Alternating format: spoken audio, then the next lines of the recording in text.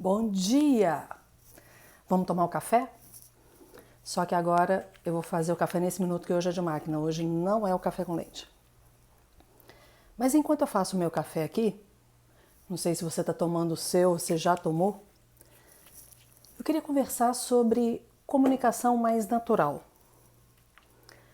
O que para você é uma comunicação mais natural? Ou o que não é natural numa comunicação? O que chama a sua atenção quando alguém está falando e fala assim, não tá legal. Enquanto passa o café aqui, você pensa. Quais são os aspectos que fazem a comunicação ficar mais natural? Voz, os gestos, o rosto, se decora ou não o que está falando. Há uma série de variáveis no que é natural. Bom dia, Royal. Tudo bem? O café está aqui. Vamos tomar um café?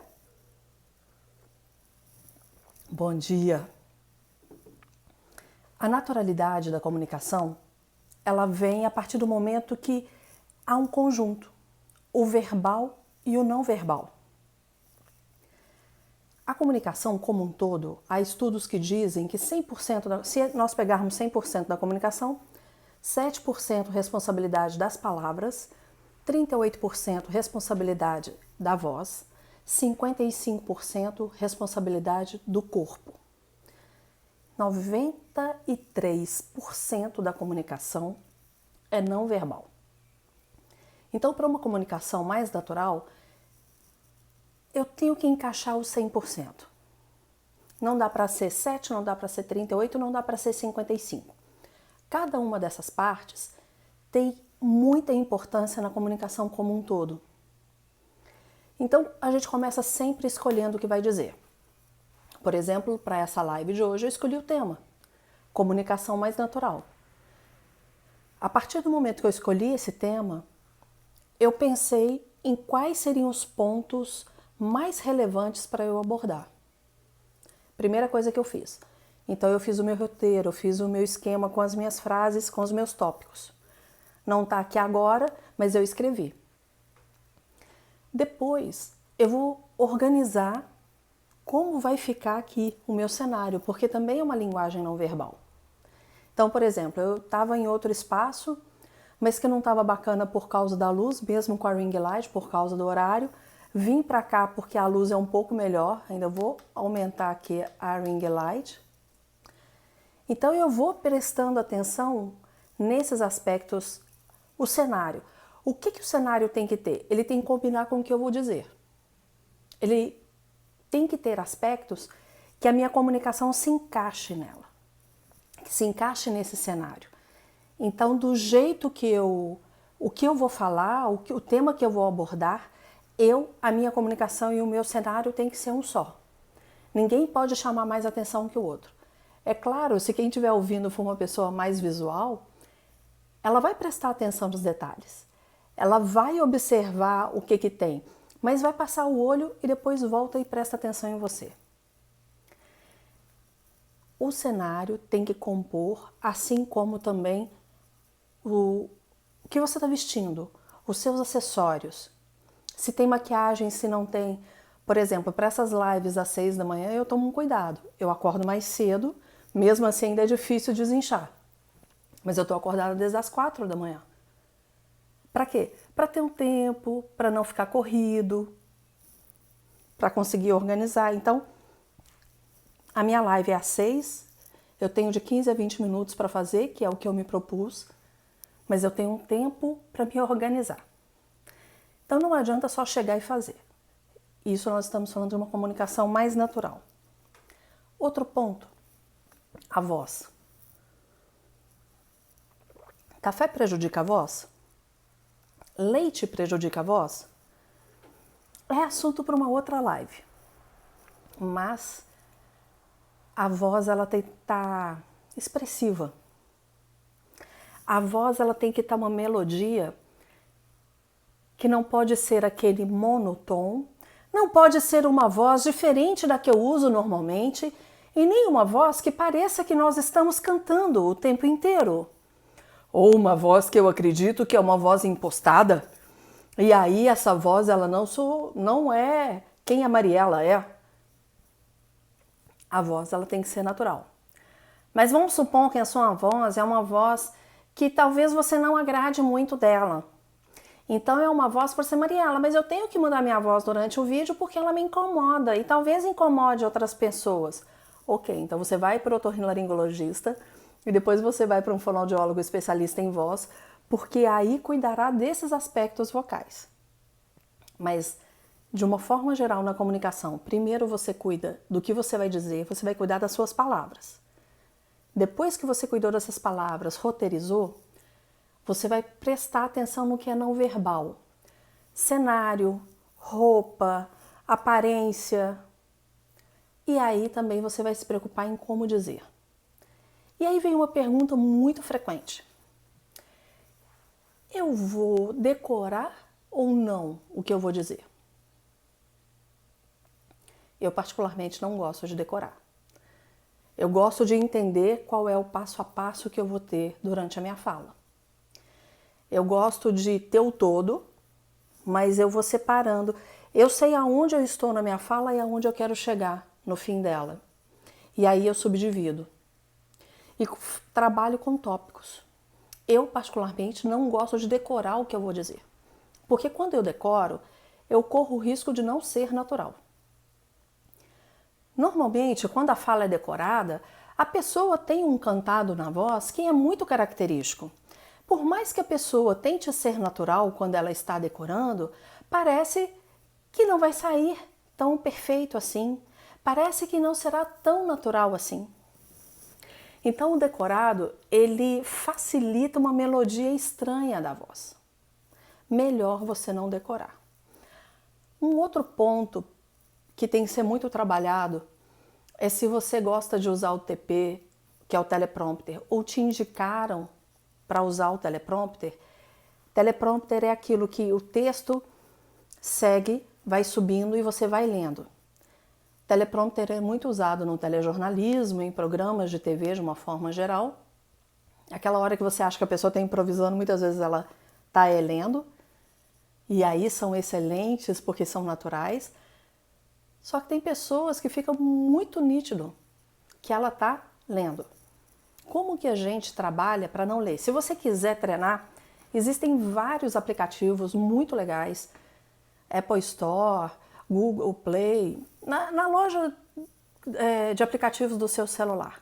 Você escreve teleprompter ou escreve TP e vem as opções. Coloque textos ali e comece a brincar com isso. Grava, deleta, grava, deleta, grava, deleta. É assim que a gente aprende. O que vai fazer ficar natural? Quando você estiver lendo e parecer que não está lendo. Quando você estiver lendo e aquilo for uma fala, for uma conversa, e seu olho não ficar fazendo isso aqui, ó. Porque o grande problema do TP também é isso. O olho vai de um lado para o outro. Você percebe que a pessoa está lendo. Claro que não nessa velocidade nem nessa amplitude que eu mostrei aqui. Mas é muito comum, deixa eu ver se eu consigo fazer aqui. Você vê quem não tem hábito de ler TP fazendo isso aqui, ó. Então, cuidado. Cuidado porque isso deixa uma fala também artificial. Outro ponto, então, é a voz.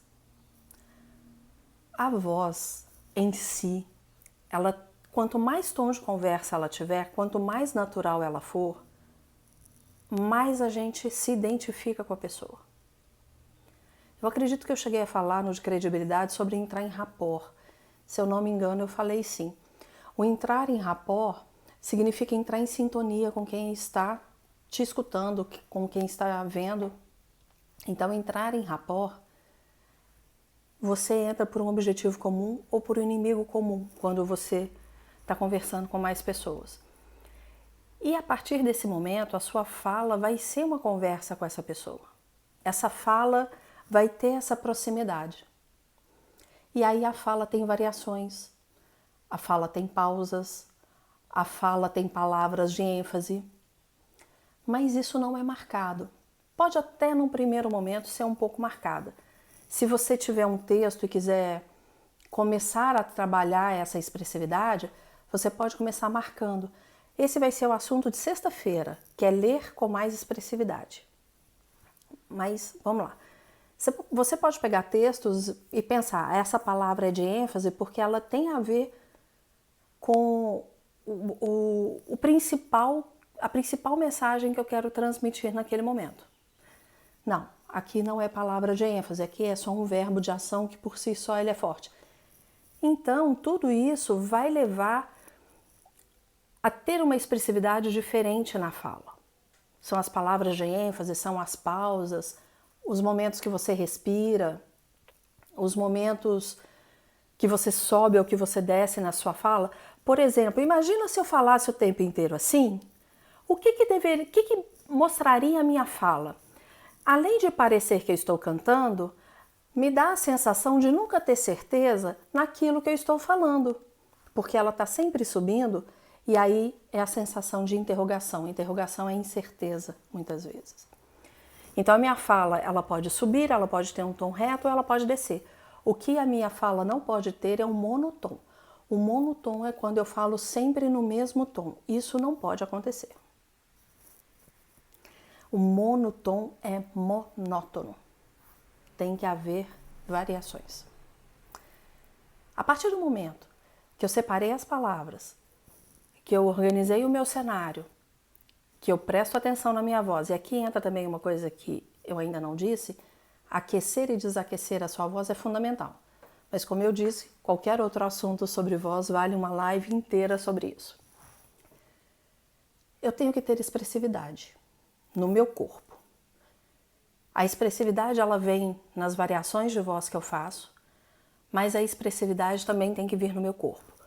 Face, postura corporal, mãos. Quanto mais eu segurar a minha mão na hora que eu estiver falando, mais a minha cabeça vai mexer. E vai ficar estranho se eu começar o tempo inteiro a falar e fazer isso aqui. Quanto mais eu me travar, mais a minha fala vai ficar robotizada. Porque não tem como eu expressar se meu corpo não estiver expressando. E isso é tão interessante. Muitas vezes eu trabalho com os repórteres, eu já mencionei várias vezes aqui, eu sou fonoaudióloga de telejornalismo. Eu trabalho em emissoras de TV, auxiliando repórteres, apresentadores, editores a como ser mais expressivo em frente às câmeras. E aí tem o momento da gravação do off. O que é a gravação do off? O repórter fez a matéria, o repórter cinematográfico gravou, eles voltam para a TV, aquele texto foi feito em cima da matéria, foi corrigido, o editor corrigiu, o repórter vai para dentro de um estúdio e ali ele vai gravar aquele texto. Depois o editor de áudio e de imagem junta o que foi gravado com a imagem que o cinegrafista fez. Então tá. Como que ele grava esse off, né? Que são só essas falas. É ele, o microfone e o papel na mão. Não tem imagem. A gente aqui assiste com a imagem. Ele não sabe, ele estava lá em loco, mas ele não sabe quais as imagens serão editadas. Eu oriento a fazer o seguinte. Quando você estiver gravando o seu off, ou você prende o papel e gesticula bastante, ou você deixa a mão que você escreve mais solta para ela gesticular. Porque se ele... Vou pegar aqui um caderno. Se ele fizer isso... Royal, você que trabalha com rádio, ó, é uma boa dica. Se o papel estiver aqui, você deixa solta essa mão... Eu estou segurando aqui um caderno. Você deixa solta a mão que você escreve, porque a expressividade vem com mais facilidade. Como ninguém está vendo, eu falo até para exagerar nos gestos. Eu falo, se você está dizendo agora, se você está dizendo ontem, se você está falando 3, se você está falando 2, se você está falando que andou, ninguém está te vendo, faça gestos. Porque a expressividade do seu corpo auxilia na naturalidade da comunicação. Agora, se você está sendo gravado, você não vai ficar fazendo assim. como se estivesse fazendo libras. Mas você vai ter uma expressividade corporal que contextualiza tudo isso que você está dizendo. Você tem que ter uma expressividade e aí, com naturalidade, o seu rosto, o seu semblante mexe, o seu corpo se posiciona e as suas mãos mexem também. Isso é natural. E aí toda a expressividade que vem pelo corpo. Isso traz muito mais naturalidade quando a gente está falando. Então escolha as palavras que você usa. Em cima disso e para quem você está falando, organize o seu cenário. Preste atenção na sua voz, na expressividade da sua voz, nas pausas que você faz. Aqueça e desaqueça a sua voz. Se a sua voz não te agrada, procura um otorrinolaringologista e um fonoaudiólogo especialista em voz que vão te auxiliar nisso. E se preocupe em expressar também com o seu corpo. Essa expressividade corporal ela é tão importante. Eu brinquei aqui de Libras, mas preste atenção no intérprete de Libras. Na minha igreja, todo culto das 11 da manhã, ele é transmitido em Libras também. E muitas vezes eu me perco observando as pessoas que estão lá. Por quê? Por exemplo, na hora do louvor, o rosto vai, sabe? E aí vai fazendo gestos e aqui o corpo vai se expressando. Porque é muito importante o corpo se expressar. Precisa ser exagerado? Não, mas ele precisa estar contextualizado. Essa é a grande importância e é o grande diferencial. Então, para você ser natural na sua comunicação, 100% dela tem que estar alinhada. Então, são as palavras que você vai dizer, a voz que você vai usar e a linguagem não verbal. Quando você alinha tudo isso, você pode ter certeza que a sua fala é muito mais expressiva e você chama muito mais a atenção das pessoas em cima do que você está dizendo. Agradeço por você estar aqui. Fui tirar o ring light que acabou a bateria. Em solenidade, vou aproveitar e responder aqui algumas coisas agora. Deixa eu ver quem está aqui, que eu quero agradecer. O Royal, que eu já falei. Gabriel, Vanilza, Tom, Rosângela, Layara, Ana, Jair, sejam todos muito bem-vindos. E agora a Ana veio me dizer qual a dica para mestre de cerimônia em solenidades cívicas militares. O mestre de cerimônia ele tem uma postura diferente, né, Ana? Mas ele tem que buscar também... Ei, Gabriel, bom dia! Na postura cívica militar existe uma rigidez que é necessária. Então você tem que trabalhar muito mais a variação da sua voz. E aí a gente presta atenção, Ana Fátima, em alguns pontos, porque determinados grupos têm uma maneira muito típica de falar. Muitas vezes você escuta a pessoa e fala assim, ela é militar, ah, ela é professor, ah, é advogado, ah, é fonoaudiólogo, ah, é presidente de uma empresa. Porque os seus grupos, eles têm algumas formas peculiares de transmitir aquela informação. No caso do militar, a postura militar ela é muito importante e ela trava, né? Então, o militar ele tem que tomar mais cuidado com essas variações na voz. Então, ele pode ter uma expressividade um pouco maior aqui. Repara que se ele está muito travado e aquele olhar muito direcionado para o horizonte, a fala ela vai ser daquele jeito mesmo.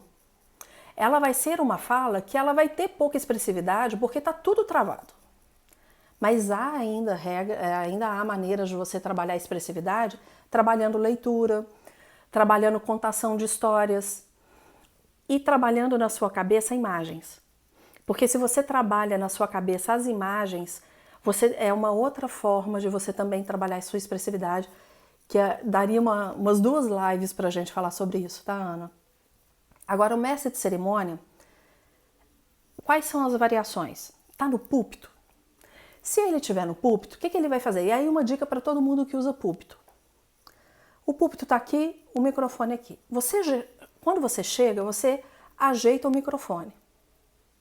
Depois que você ajeitou, você esquece aquele microfone. Não fica toda hora mexendo naquele microfone, não, porque isso distrai muito quem está assistindo. Olha que eu sou auditiva, mas se eu estou num evento no qual a pessoa mexe muito no microfone, aquilo desvia minha atenção o tempo inteiro. O mestre de cerimônia, ele vai ter um papel para apoiar? Então, se ele tiver um papel para apoiar, e aí volta a falar, sexta-feira é sobre leitura. Leitura mais expressiva, então isso vai te ajudar. Normalmente é púlpito mesmo, né, Ana? Então você coloca o papel ali, o mestre de cerimônia tem que ter lido o cerimonial várias vezes antes e fazer as suas próprias anotações. Então, o mestre de cerimônias pode fazer a sua própria marcação. Eu, quando sou mestre de cerimônias, eu gosto de dividir, porque se por acaso eu me perder, eu tenho as divisões que eu fiz, às vezes com marca-texto colorido, às vezes com a própria caneta. Então eu passo traços em blocos de fala. Isso aprendi muito com os apresentadores de telejornalismo, porque eles fazem isso. Porque se o TP cai, eles sabem se localizar naquele jornal impresso que está com eles ou que está no tablet. Até no tablet, muitas vezes, há uma certa divisão para que isso impeça que se perca no contexto. Então, leia antes, fale em voz alta para que aquilo faça sentido para você. O cerimonial tem que fazer sentido para você, para que você seja expressivo. Cerimonial, principalmente, tem que tomar muito cuidado com brincadeiras, não é muito momento de brincadeira, não é muito momento dependendo da formalidade que vai ter aquela cerimônia, então você tem que tomar cuidado com roupa que você tem que usar, você sempre pergunta isso.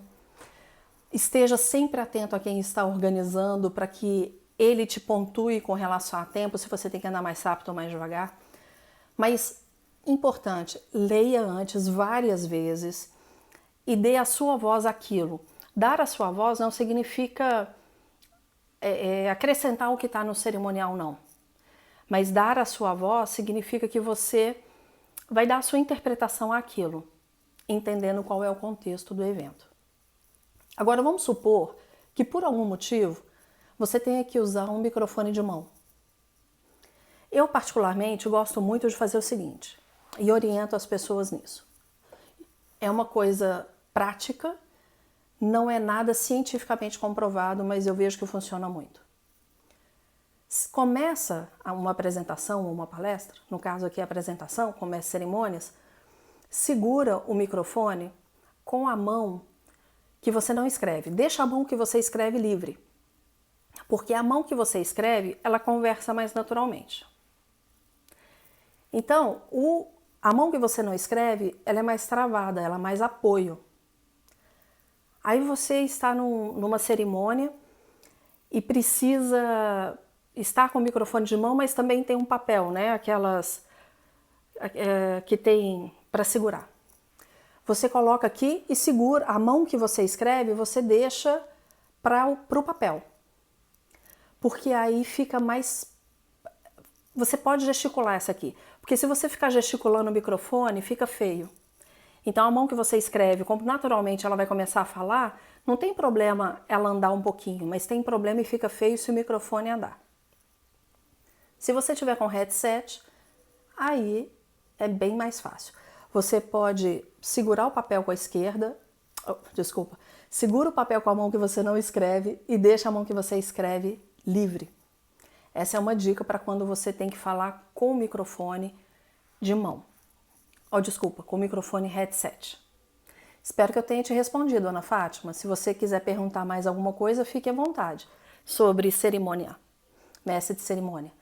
Porque o importante é que ele entenda o evento, mas ao mesmo tempo dê o tom dele àquele evento. Que aquele evento fique assim, nossa, gostei daquele mestre de cerimônias, gostei daquela mestre de cerimônias, eu vou chamar de novo. E aqui eu quero colocar um exemplo. Há quase 2 anos atrás eu fui mestre de cerimônias no TEDx. E para mim foi uma honra, até postei recentemente a respeito disso. E ali eu tinha uma pasta para segurar, porque eram vários palestrantes, vários speakers, E esses speakers eu já tinha conhecido porque eu fui a coach deles. Então eu fui trabalhar a expressividade deles, porque o TEDx tem um tempo muito curto. E além disso eu fui a mestra de cerimônias. Foi muito interessante a experiência. Então tudo isso que eu estou te falando eu fiz. Só que ali eu tinha um microfone de mão e tinha uma pasta para segurar. Levei a minha caneta, porque eu ia fazendo as minhas observações.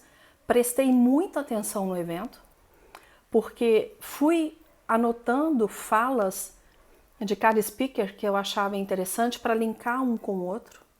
Então eu fazia essa ligação apesar de eu ter o roteiro. E eu entrei tanto naquele roteiro, tanto naquele cerimonial, quem me conhece sabe que eu sou uma manteiga derretida, que nas últimas frases eu comecei a chorar. De tão forte, de tão intenso que aquilo foi. Não é o ideal. Tá fora de ser o ideal. Mas naquele contexto foi bacana. E até depois uma pessoa da organização do evento me mandou uma música do Rapa, aquele pescador de ilusões, e ele me dizia assim: Mariela, valeu a pena. E se eu continuar falando, eu vou chorar de novo. Então a gente encerra aqui. A nossa comunicação tem que valer a pena. A nossa comunicação ela tem que fazer sentido primeiro para você, para que depois faça sentido para o outro. Mais uma vez eu quero agradecer você por estar aqui, cedinho, tomando esse café comigo. Espero você sexta-feira, às 6 da manhã, e nós vamos falar sobre expressividade na leitura. Que Deus te abençoe. Até sexta, se Deus quiser.